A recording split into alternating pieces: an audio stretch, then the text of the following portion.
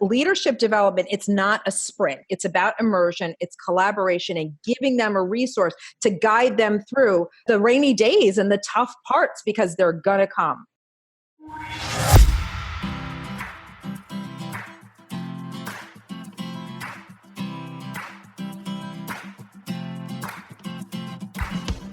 Hi, y'all. You're listening to Optimal Instinct with Trish, and I am Trish Tagley, a business efficiency expert who uses a one-day summit to get your clients to stay longer, pay more, and refer often.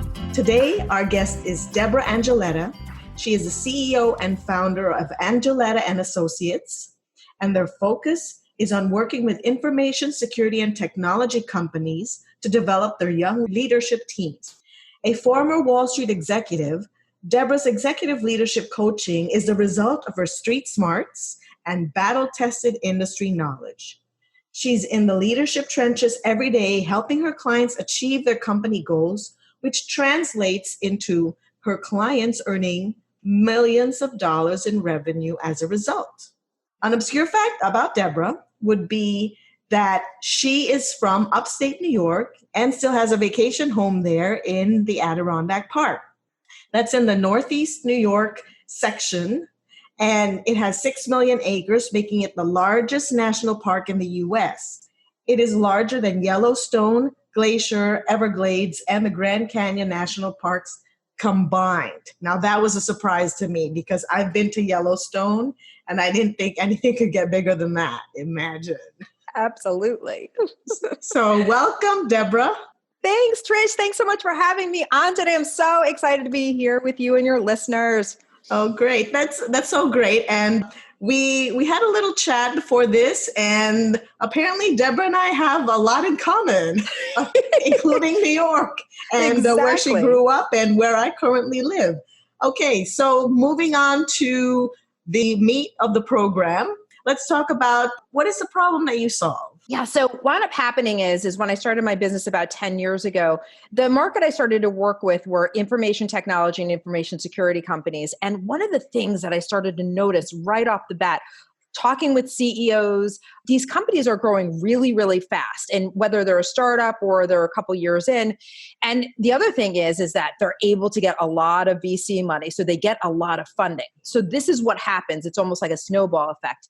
The company, they get money, they put it to work, they grow, they hire. And then soon enough, the CEOs or the co-founders, they can't manage everybody.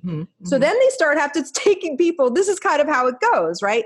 So if you've been here more than 6 months, great, you're going to be in a leadership position. You're going to manage a team of 6. And, and a lot of these people, especially in technology, everybody's really super young. That's where the brains are, right? Yep. That's where all the knowledge is. So they're hiring it up, putting it into the companies. But man, once they hit this level where they need leaders, this is where it starts to fall apart. So the number one problem that I've been working to solve with these companies is that young leadership in high growth companies has presented such a huge challenge for these companies on a level of growth. And I hear it from CEOs all the time. Let me see. Let me piggyback on that a little bit. Because, we're going to talk about the common mistake in a while, but maybe this will lead into that or it will answer it. What about hiring from the outside? Because maybe sometimes the young people in the company, they have the know-how from the day to day, but they're not exactly exposed to leadership mentors. Okay, so what about hiring from the outside? Or let's get to that. What are the common mistakes when it comes to young leadership?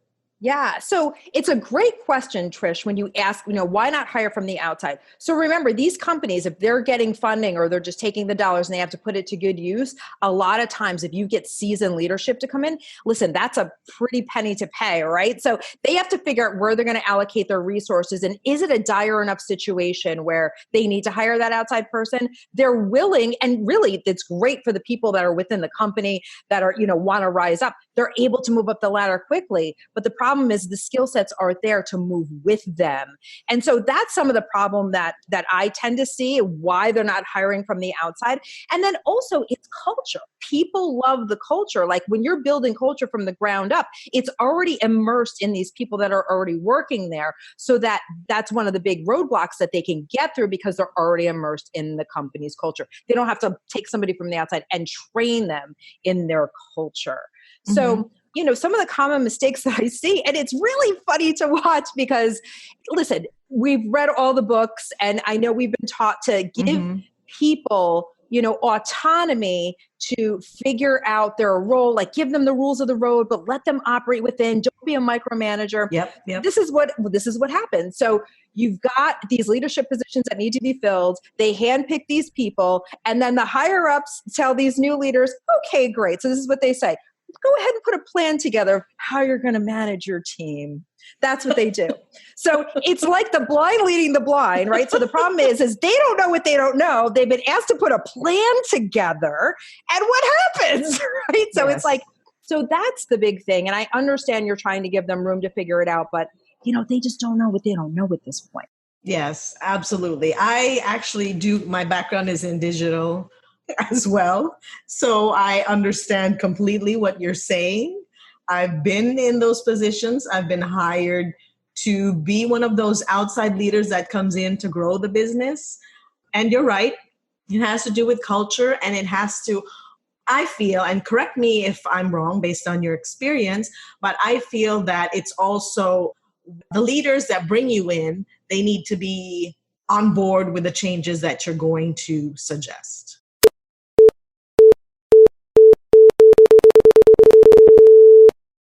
Optimal Instinct with Trish is brought to you by TrishTagley.com and the book Everyone Knows You Suck, Bad Boss Stories, A Succinct Guide, available now in both ebook and print format on Amazon.com, and the C's Value Model that supports your desire for client relationships that are more profitable, more productive, and more likely to refer.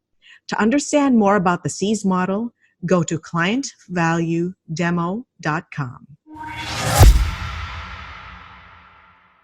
Absolutely. You got to have absolute buy-in and autonomy, especially if you're being brought in from the outside. You have to be able to run it in the way that your expertise dictates because they hired you for your expertise, right? Yes, so give you the latitude to be able to operate within it and trust that expertise. Yes. Absolutely. Yes. We're on the same page, Trish. We're in the same town. We're from the same town, right? And we're on the same page. So absolutely. Okay, so based on the mistakes that you've mentioned, okay, what is the number one tip, or what is a tip that you can give these leaders or stakeholders? So I think one of the biggest things is leadership development. It's not a sprint. And so I'll define this a little further because, and I know you've probably seen a lot too. So you get these leaders on board, you've got them in place, and then you have leadership training come in and you have this 1-day training, right? That everybody's going to get on leadership development. And so that's what I mean, that leadership development is not a sprint. It's not a 1-day training. It is actually a very immersive and a very, what's the word I'm trying to say, Trish? I think I need my coffee. We were talking about coffee before, right? I think I need my coffee. It's not a short term. It's not. There's a long-term vision to it. There is. It's collaborative. That's the C word I was looking for. It's very collaborative. So what I'm saying is that, yes, do the 1-day trainings and give your leadership support in an executive coach, because they're going to learn the most when they come up against the stickiest problems. And when they come up against those stickiest problems, you want to have somebody that they can collaborate with on the spot and be able to resolve those issues. That's where their learning is going to be. It's when they have those problems that they can find solutions, and they will repeat those habits over and over and over again. So once again, it's not a sprint. It's about immersion. It's collaboration and giving them a resource to guide them through the rainy days and the tough parts, because they're going to come. Absolutely. So do you have a free resource that you'd like to share with our audience? Absolutely. I'm so glad you asked, Trish. Yes, I do have something really great for your audience if they're looking for one way to get started in this.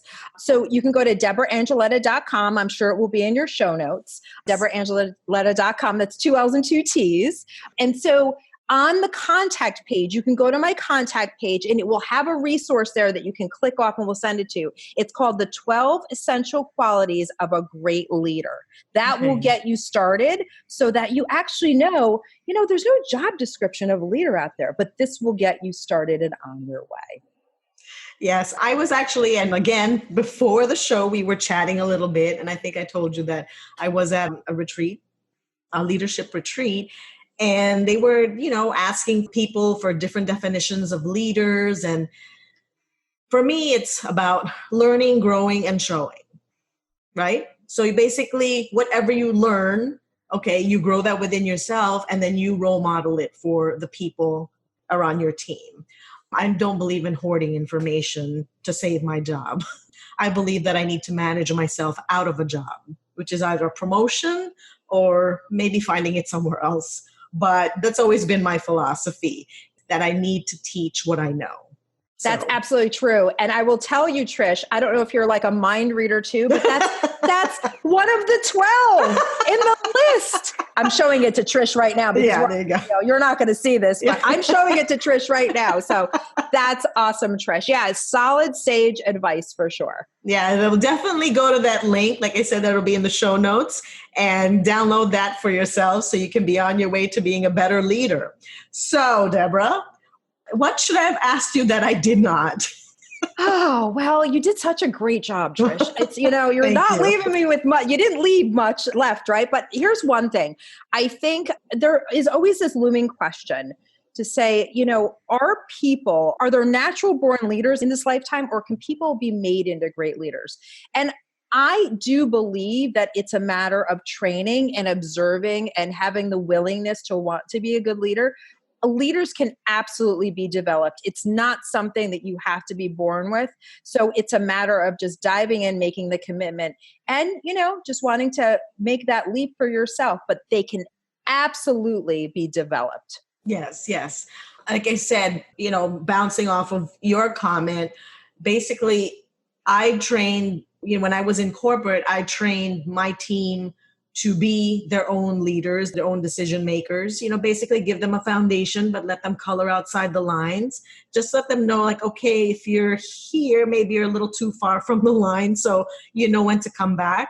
But if you want to take a risk, go ahead, try it, because you might find a new way of doing things that's specific to you. So giving them that latitude as well to learn on their own, instead of, like you said earlier, micromanaging every single thing that they do. They're not going to learn that way. The best way to learn is through experience, but again, with a gentle guiding hand to make sure that, okay, they don't go too far, because there are some financial repercussions to some mistakes that are being made. But in any case, we've reached the end of the show. And thank you so much, Debra. It was such a pleasure. And Thanks, hopefully I'll have you back again some other time for a follow-up to see where we are and how much further we can go. That's great, Trish. And listen, I wish that you were one of my leaders when I was coming up in the corporate life. That would have been great. It would have been a lot of help. So thank you for having me on your show today. It's great to be here with your audience. Thank you very much. Thank you very much for joining us on Optimal Instinct with Trish. If you've enjoyed what you've heard, head on over to iTunes, subscribe, and if you really enjoy the content, leave us a well-appreciated review. If you are looking to create an environment that partners your desire for more profitable, more productive, and greater referability in client relationships, combined with sustained team morale, then I suggest you head over to clientvaluedemo.com to learn more about the C's value model. Talk soon.